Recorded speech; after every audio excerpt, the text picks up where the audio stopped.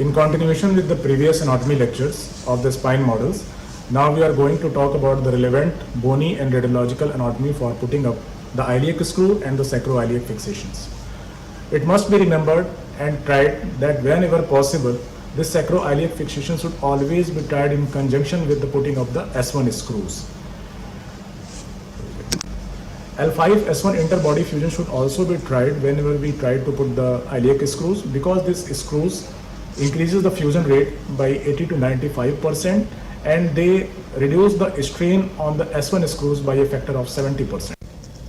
Though the experienced surgeons try to put and always put these screws by freehand technique, but for starters, they must learn the few radiological views for putting up these screws. The basic views that are required for putting up these iliac screws are the lateral view, the obturator outlet views, and the obturator inlet views. That will describe later on when we try to put this screw on the bone model. Bluetooth on कर दिया ना? So this is the basic sawbone model of the pelvic girdle, which basically is made up of a strong triangular bone, that is the sacrum, and two hip bones. This hip bone is basically made up of three bones: the ilium, the ischium, and the pubic bone. All these bones join here to form this cavity that is called as acetabulum. This hip bone is basically has four borders: the superior border, the posterior border, the anterior border, and here lies the medial border. The superior border runs from this bony projection that is called as anterior superior iliac spine to the posterior superior iliac spine. The posterior border runs from posterior superior iliac spine, then there is a posterior inferior iliac spine, then there is a major notch that is called as greater sciatic notch, then the ischial spine, and the lesser sciatic notch. The anterior border runs from anterior superior iliac spine to anterior inferior iliac spine to the acetabulum. These borders are of main interest for putting up the iliac screws. It has three major surfaces: the gluteal surface, the iliac fossa, and the sacropelvic surface. The sacral surface basically forms the sacroiliac joint along with the sacral bone. So first we talk about the exposure for putting up the iliac screw and set S2 alar iliac screws. For craniocaudal exposure, the caudal exposure should be up to the dorsal S3 sacra foramina, and laterally it should be up to the posterior superior iliac spine. While exposing the sacral foramina, one must remember that these sacral foramina are the exit of the medial cuneal nerves. So when we try to expose these foraminas, there are chances then later on the patient have the sensory loss over the buttock region. So to prevent this, what we can do, we can leave a cuff of muscle over these foraminas, but in practical life usually it's not possible. So one complication of putting up these screws of loss of sensation, partial sensation over the buttocks. So our caudal exposure should be up to the S3 sacral foraminas and laterally up to the posterior superior iliac spine. There are two basic entry points for putting up these iliac screws, one through the PSIS and one is the recess screw.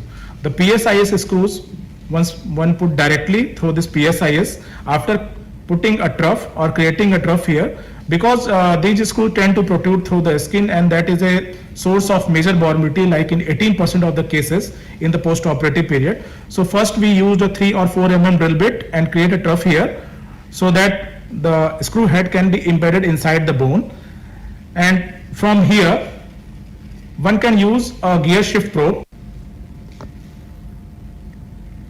So for using the gear shift probe, our basic direction of putting up these screws is, one must remember that for all these iliac fixation, the basic direction is towards the AIIS, the anterior inferior iliac spine. So where you are putting the traditional iliac screws, the recess iliac screws, or the sacroiliac fixation, the direction is always towards the anterior inferior iliac spine. And the basic structures that we want to prevent are: we must not enter inside this greater sciatic notch, we must not enter inside this hip joint. So these two important structures has to be avoided at any cost, and that's the basic philosophy of putting up the iliac fixation. So for traditional iliac screws, we start from here, that through the PSIS after making it rough, and by using a gear shift probe, we go directly towards the AIIS.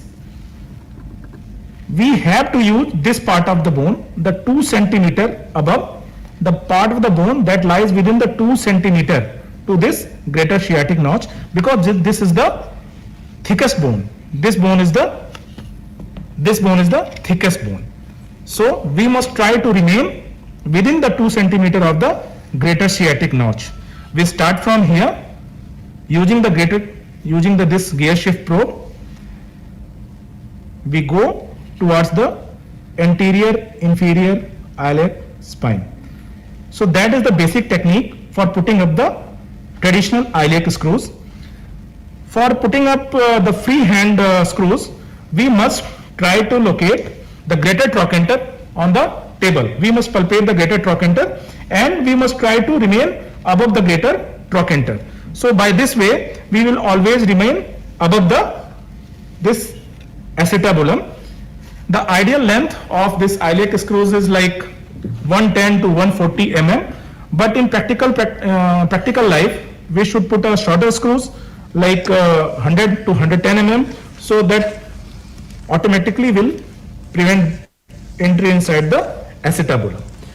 For preventing your gear shift probe or screw entering into the greater sciatic notch, there is a practical aspect that we can remove a bit of the gluteus muscle from this surface, and we can directly palpate the greater sciatic notch while putting up the screws. So by this technique, you know that you are not entering inside the greater sciatic notch. Feel the greater trochanter over here and go in that direction. You can see that is like 40 degree in the horizontal plane and like 40 to 50 degree in the vertical plane. So that is our traditional iliac screws. To prevent the complication of the screw head protruding through the skin, there is a modified technique that is called the recess screws. When we expose this part of the sacroiliac joint, the recess screw is 1 centimeter deep. The recess screw is 1 centimeter deep to the traditional entry point. It lies somewhere here, deep within the bone. Again, the things are same. From here, it will have a flatter trajectory. From here, this is the second entry point for putting up the iliac screws. From here, again, you have to remain within the 2 centimeter of the greater sciatic notch, that you can palpate directly. You can palpate directly during the surgery by removing a part of gluteus, and just have a knowledge of this slope, just have a feel of this slope during the surgery, and using the gear shift probe, go towards the AIIS. Go towards the AIIS. Again, the length is same. For male, usually 8 to 9 mm screws. The length is 110 to 140 mm. This is about the iliac fixation. So, for connecting these iliac screws to the sacral screws, one has to use the offset connector. That offset connector itself will reduce the strength of the construct by 15 to 20%. And secondly, since these screws has a chance to protrude through the skin and post-operative pain, the S2LR iliac screw comes into practice. For putting up the S2LR iliac screws, the entry point lies somewhere here between the S1, S2 foramina. One must first mark the S1 foramina, the S2 foramina, and from their lateral borders draw a line, and lateral to this line, we can use this bone, this thick quadrangle bone, for putting up the S2LR iliac screws.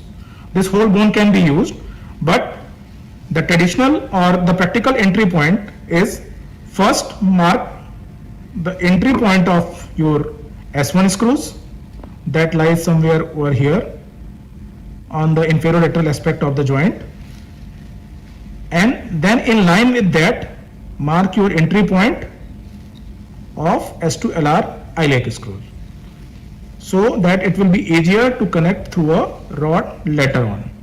So between the S1, S2 foramina, lateral to it and in line with the S1 screws, here lies our entry point of the S2LR iliac screws. So again, using a 3 to 4 mm drill bit, make an entry point, and using a gear shift probe, one has to, the trajectory remain the same, but it will be lot flatter. The trajectory remain the same.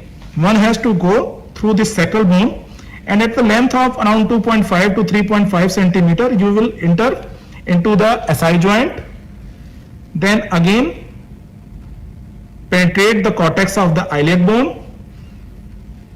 Try to remain within the 2 centimeter of the greater sciatic notch and go towards the AIIS. So this is about the S2LR iliac screw fixation. These screws are a bit shorter. In practical life, it is like 90 mm to 110 mm, and the ideal width is around 7 mm in female patient and 8 to 9 mm in male patients. This S2LR iliac screw has the advantage of remaining in the line of the S1 screws. They have less post-operative pain and less chances of failure.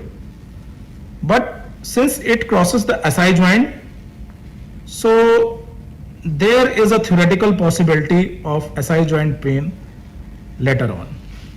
To overcome this problem, some companies has designed special screws for putting for this S2LR iliac fixation that have a proximal smooth shaft with holes inside through which you can put hydroxyapatite for SI joint fusion.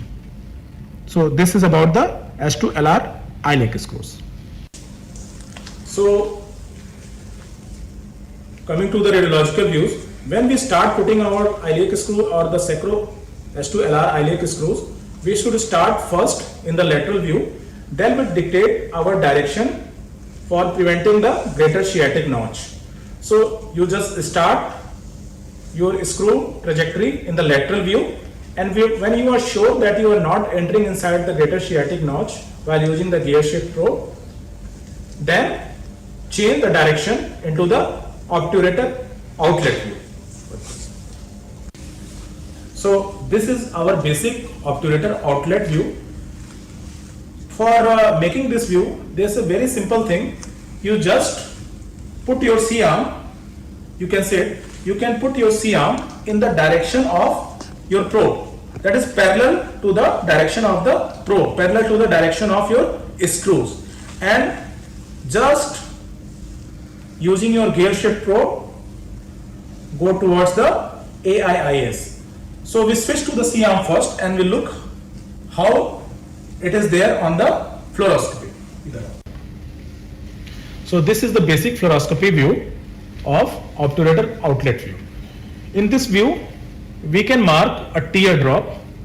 This is the teardrop structure, which basically comes from putting the PSIS and AIIS into a line. So this is our trajectory for putting up the iliac screws. Here is our gear shift probe. This is screws for joining the model, so just don't look for it. So your gear shift probe should start in the center, in the inferior part. So we can see we are a bit higher. So we have to remain within the inferior part of this teardrop, and we have to go directly. The end-on appearance should be there after putting up the screw. This is the basic obturator outlet view. So we now have put our iliac screw, and you can clearly see the end-on appearance of this screw in the obturator outlet view. This is lying right now in the center of this teardrop. So it is not going inside the greater sciatic notch and neither into the acetabulum. So this is the another view that is called obturator inlet view, that is basically perpendicular to your iliac screw, just opposite to the obturator outlet view, perpendicular to the iliac screw. This will clearly show that your screw lies within the iliac bone, not going into the iliac fossa or neither breaching the outer iliac cortex. This is the fluoroscopy view of the obturator inlet view, where you can see that your screw is lying within the iliac bone, neither going outside or the inside into the iliac fossa. So these basic views, the lateral view, the outlet view and the inlet view, the starter can use for putting up the iliac screws safely. So depending on the requirement, you can put either the traditional iliac screw, the rhesus iliac screw or the S2LR iliac screw. But only word of caution for putting up these screws is that you should always try to put this screw in conjunction with the S1 screw and L5 S1 interbody fusion wherever possible. This is the only word of advice from my side. So this concludes the basic anatomical and radiological session of putting up the sacroiliac fixation. We will continue with the other presentations. Thank you.